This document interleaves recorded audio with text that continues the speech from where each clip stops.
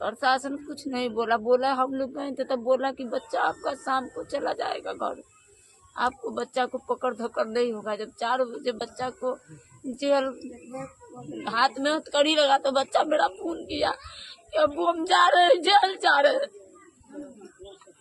जी। तब हम लोग को जाना है कि आकाश में से हम लोग गिर गए कि मेरा बच्चा बेगुनाह था, मेरे बच्चे को जेल कैसे ले गया। चपड़ोसी से दरोगा जी ने, एसपी साहब ने बोला है, हम लोग बच्चा को लाके साबित कर दिए कि मेरा बच्चा निर्दोष है। उनका मोबाइल भी ले लिया गया, मोबाइल भी ले लिया गया, कहा कि मोबाइल में चेक होगा, बच्चा को हम वापस कर देंगे। तो हम लोग ऐसा कोई चीज नहीं हो गए कि भाई बच्चा वापस हो जाएगा मेरा। जब एसपी साहब ऐसा बोल रहे हैं तो हम लोग से दगाबाजी नहीं करेंगे, लेकिन बाद में पता चला 4 बजे कि एसपी साहब ने दगाबाजी करके मेरे बच्चा को जेल कर दिया। आपका बच्चा साजिश का शिकार हुआ है या मामूली सी मिस्टेक की वजह से? नहीं, मामूली सी मिस्टेक हुआ है। उस बच्चा जाहिल है, उस बच्चा पढ़ा लिखा नहीं, पढ़ाने का कोशिश की लेकिन नहीं पढ़ा, तो हमने भारत स्टोर में उसको रख दिए। अब आप आगे क्या मांग करती हैं? बिहार के डीजीपी से, यहाँ बाबू राम साहब जो यहाँ के डीआईजी हैं, उनसे क्या मांग है आपकी? हम कुछ मांग नहीं करते, हम यही मांग करते कि मेरे बच्चे को जेल से रिहा करवा दीजिएगा।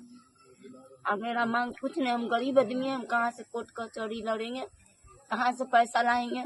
हम लोग रात को बताइए, हम लोग जो है ना टोटो रिक्शा चलाते हैं, हमको 2 बजे खबर आया कि आप कहाँ हैं? हम सोगरा स्कूल 2 पैसेंजर जा रहे थे, उतनी में हमको खबर आया। हम सोगरा स्कूल नहीं छोड़ के नीमे चौक को पैसेंजर को छोड़ दिए, हम सीधे घर आए तो मामला पता चला कि क्या बात है। तो कैसे हमारी पसिया कि पापा ऐसे ऐसे जो ना प्रशासन आए उनके 2 दफे, तो आपको थाने पर बड़ा बाबू बुलाएंगे। तो हमने जो है सबसे पहले पार्षद साहब को बोले कि ऐसी ऐसी बात है, पुलिस आए तो फिर वहाँ क्या बात है। तो ये आप इन्होंने हमको कहा कि आप जाइए, क्या बात है नहीं है, वहाँ जाके पूछिए, हम पीछे से आ रहे हैं। हमने गए, उसी टाइम में बड़ा बाबू नहीं थे, 2 मिनट 5 मिनट के बाद आए बड़ा बाबू कहे इसके क्या नाम है जी? तो हम कहे कि सर मेरा नाम हुआ मोहम्मद जमाल। लड़का का क्या नाम है? हम कहे कौन लड़का सर? मेरे पास 2-3 गो है। तो कहे जो झंडा वाला बात। हम कहे झंडा वाला बात है सर, तो हमको तो इसमें जानकारी नहीं हुई कि क्या बात है नहीं है। उन्होंने बोले कि गुलजार किसका नाम है? तो हम कहे कि मेरे सगिल का लड़का था, जो लड़का भारत स्टोर में 8 साल से उसके यहाँ काम करता है, भारत स्टोर में।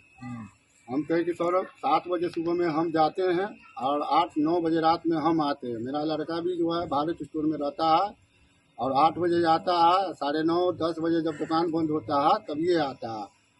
तो कहे कि आपका लड़का कहाँ है? हम कहे लड़का तो यहाँ नहीं है सर, 3 तारीख को हम उनके दुकान से छुट्टी मांग लिए थे भारत स्टोर से। इनकी पुप्पू का तबीयत खराब है, इनको सर जाने दीजिए भैया। उन्होंने कहा कि ठीक है तुम ले जाओ। उसके बाद जो है कहे कि तुम जहाँ भी हो तुम्हारा लड़का को बुलवाओ, नहीं तो तुम्हारे घर में हम छापामारी करेंगे, टूटी जब्ती करवा देंगे। बड़ा बाबू बोले। कौन थाना के? नगर थाना के। तो हम गरीब आदमी हैं, हम लोग घबरा गए, डर गए कि भाई हम लोग इस तरह के आदमी नहीं हैं, हम लोग भारत देश से मिले हुए हैं, इसी में पैदा हुए, इसी में मरेंगे।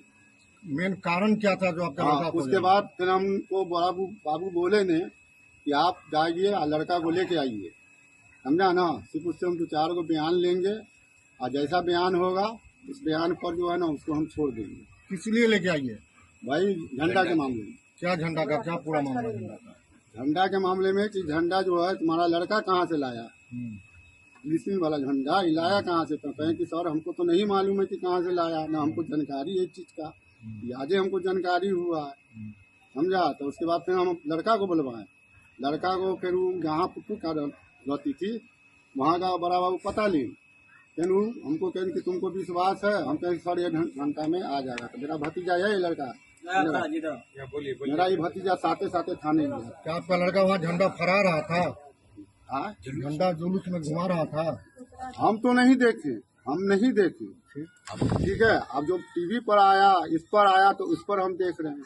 हम तो जो है दिन में भी जो है हम सब दिन काम करेला जाते थे, तो हमको तो नहीं देखे। देखा क्या उसमें आपका लड़का था? लड़का है, लेकिन उसके नीचे देखिए कि उसको हाथ में दे रहा है कोई, उसको नीचे भी तो आप आइए। दे रहा है उसके हाथ में? हम नहीं चिनते हैं उसको। झंडा लड़का से आपकी बात हुई? लड़का से बातचीत हुई, लड़का ने सच्चाई बात बोला। उसके बाद डीएसपी साहब भी आए, डीएसपी साहब भी जो है लड़का से बयान लिए, हमको साइड में बैठा दिए, बयान लिए। उसके बाद क्या बयान दिया लड़का नहीं दिया, हम तो जो बेटा सच बात है वही बात बोलना, समझा। आपको क्या लड़का जानकारी दी? हमारा लड़का जो है बेकसूर है, उसको फंसाया गया है, समझा ना, किसी ने उनको हाथ में दिया है।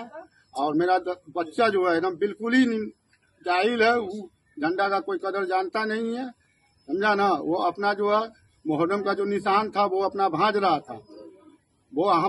था, उसके बाद में किसी ने उसको हाथ बढ़ा के उसको दे रहा, फिर वो पीछे बैक हो रहा है। क्या उसको आपका लड़का चिंता है? हाँ, उसको लड़का मेरा चिंता है। कौन था वो आदमी? वो लड़का का नाम बता रहा है, अब्दुल्ला नाम है, लेकिन उसका कहाँ का आई हमको नहीं मालूम। क्या करता है अब्दुल्ला? हमको नहीं मालूम।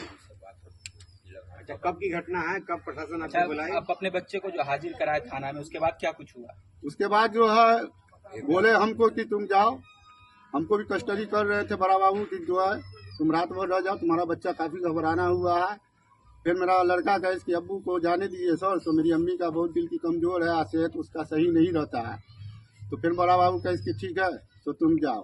फिर हम सुबह में 10 बजे करीब नाश्ता उसका लेके हम गए, नाश्ता लेके गए, बच्चा को नाश्ता उस्ता कराए, उसको 2 बिस्कुट भी हम दिए, चाय ला के दिए। उसके बाद फिर बड़ा बाबू कहे कि जो है तो आपको अब जाइए, डीएसपी साहब का कैसे भी खबर आवे, अभी डीएसपी साहब नहीं आए हैं।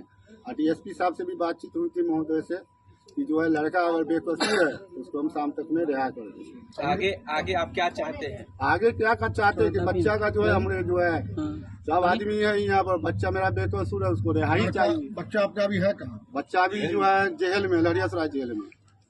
कितने तारीख को जेल भेजा है? आप यहाँ से गया है 13 तारीख की, 15 तारीख को जेल में गया, थाने में दर्ज हुआ है 13 तारीख को। कितना उम्र है आपके बच्चे का? हमारे उम्र से वैसे तो समझिए कि 22 है आधार कार्ड के हिसाब से, लेकिन अभी सारे 19 चल रहा है उसका। उसका पूरा नाम क्या है? मोहम्मद गुलजारे नाम है उसका। झंडा फहराने वाला कई तारीख का मामला है? ये मामला 1 तारीख का, पहली मिट्टी कहाँ पे फहराया गया था?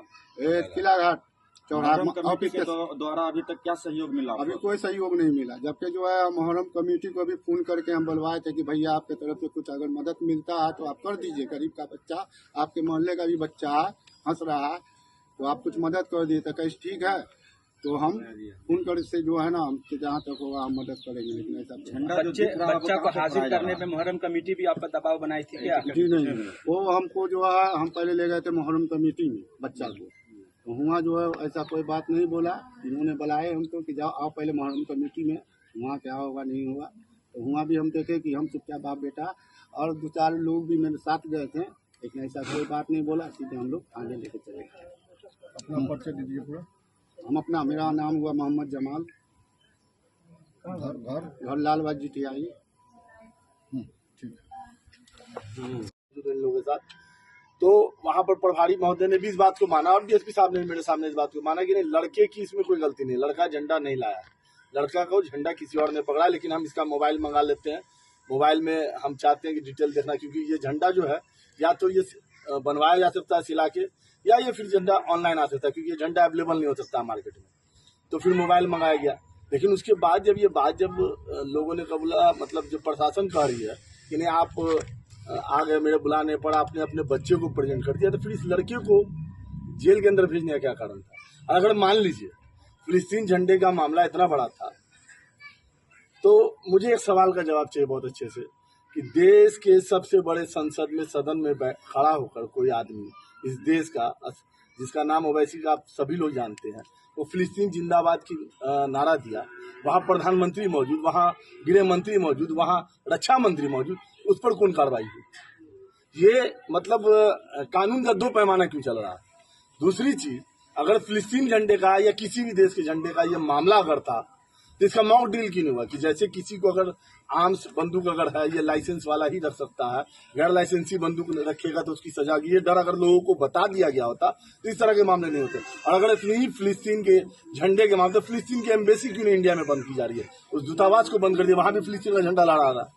और मेरा एक सवाल और भी है आप मीडिया के साथियों के माध्यम से, कि इस तरह से जो माहौल क्रिएट किया जा रहा है, जो हमारे दरभंगा के सांसद गोपाल जी ठाकुर ने इस मामले बोला, तो इससे रामनवमी के समय में हिंदू राष्ट्र का भी बैनर लगा था, उस मामले में क्या कार्रवाई हुई थी? क्या उन लोगों को जेल भेजा गया था? उन लोगों को पीआर बॉन्ड बना के लहरियासराय थाना से छोड़ा गया? तो फिर इस बच्चे के साथ ऐसा क्यों? आप कानून कहता है कि 100 गुनाहगार को सजा दीजिए, लेकिन एक बेकसूर को सजा नहीं मिलना चाहिए। उस बच्चे ने ये बयान दिया मेरे सामने कि मुझे ये पता नहीं था झंडा। आजकल जो इंस्टाग्राम का एक बहुत बड़ा कहानी चल रहा है, जो आप जानते हैं, सभी को पता, हर घर के हर इंसान को पता है कि गंदगी फैली हुई है। उस इंस्टाग्राम पे उस लड़के ने सिर्फ कलर का झंडा देखा, 2-3 कलर का, उसको नचा के 30-40 सेकंड का वीडियो बना लिया। तो एक अनजाने में की हुई गलती पर इतनी बड़ी सजा। आपने अपराधियों के बीच एक जो है एक अपराधियों का जमावड़ा जेल के अंदर होता, उसमें आपने एक मासूम बच्चे को अपराधी बनाने के लिए छोड़ दिया। तो और मुझे ये समझ में नहीं आता है कि अगर मुहर्रम नहीं होता तो शायद ये झंडा नहीं निकलता। तो आपको ये बता, पहले तो ये जानना होगा कि वो झंडा कहाँ पड़ा गया। सीधा सीधी मुहर्रम कमेटी के दफ्तर के सामने। तो मुहर्रम कमेटी पर कार्रवाई क्यों नहीं हुई? इस मामले पे मुहर्रम कमेटी पर भी तो कार्रवाई होनी चाहिए। ये परिवार मुहर्रम कमेटी के जो ओहदेदारान हैं, जो पदधारी हैं, उनसे बात किया, रिक्वेस्ट किया कि हम गरीब आदमी हैं, हमको मदद चाहिए। क्यों उन लोगों ने किनारा कसी किया? फिलिस्तीन झंडे का मामला क्या है? क्या ऐसा कोई कानून है कि आप इस देश में क्यों इतने जो ओलंपिक के खेल होते हैं या इस देश में आके जो क्रिकेट खेलने के लिए लोग मैच होते हैं, हर देश का झंडा लहराने के लिए लोग आता है, तो क्या उसमें आप गिरफ्तार करते हैं सबको? ये कहाँ का नियम है? ये चीज। और फिलिस्तीन का झंडा क्यों निकला, इस पर भी बात होनी चाहिए। फिलिस्तीन का झंडा आज आपको कई जगह, नवादा में, गिरिडीह में, कई जगहों, कई हिस्सों में मुहर्रम के टाइम निकला। सिर्फ उसका पीछे का मकसद थोड़ा जानना, मंशा क्या था। लोग इसलिए निकाल रहे कि फिलिस्तीन में आज हजारों बच्चे मारे जा रहे हैं, हजारों लोगों का कत्ल हो रहा है, बमबारिंग हो रहा है। उसके लिए सिर्फ ये कि यहाँ भी लोग चाहते हैं कि फिलिस्तीन में लड़ाइयां बंद।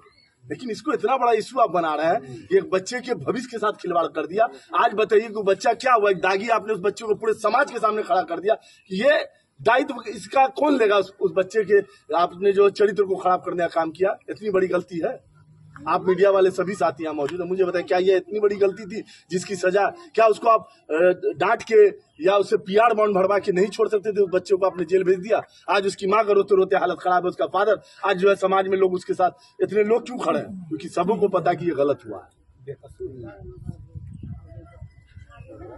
चलो अपना परिचय दे दीजिए। तो आपको क्या जी कौन मुख्य दोषी कौन हुआ, बच्चा हुआ या मुहर्रम कमेटी? देखिए, हम एक ही चीज जानते हैं, हम और आज फिर वही बात बोलेंगे। अभी फिर हम बोल रहे हैं फिलिस्तीनी झंडे को लेकर के। दरअसल मुहर्रम की पहली तारीख को किला घाट में मुहर्रम कमेटी के सामने फिलिस्तीन का झंडा लहराने का मामला सामने आया और उसको लेकर यहाँ के जो सांसद है गोपाल जी ठाकुर, माननीय गोपाल जी ठाकुर ने भी जो है पोस्ट उस्ट किया था। तो उस मामले को लेकर जो है गिरफ्तारी हुई। हमारे मोहल्ले के हैं ये जमाल साहब, उन्हीं के बच्चे की गिरफ्तारी की गई 13 या 14 तारीख को, 8वीं को। हम अपने जाके खुद 7वीं को, 14 तारीख को इनके घर पर पहले सबसे पहले पुलिस आई, तो इनको खोजा गया, ये नहीं थे। उसके बाद जो है मेरे पास ये आए, इनको मतलब टेम्पू चला रहे थे, इनके घर से खबर गया तो ये आए मेरे पास। टेम्पू चलाने के बाद इन्होंने मुझसे कहा कि ऐसे ऐसे थाना पर हमको बुलाया गया। हम बोले क्या मामला है? तो कैसे मामला समझ नहीं। हमको एक काम करो, थाना पर अगर बुलाया है, 2 बार तुम्हारे यहाँ आ चुका है, घर का फोटो भी खींच के ले गया था। तो हम कहे एक काम करो कि अपने भतीजा को ले गया, अकेले मत जाना। तो हमने इसके भतीजा को साथ में भेजा।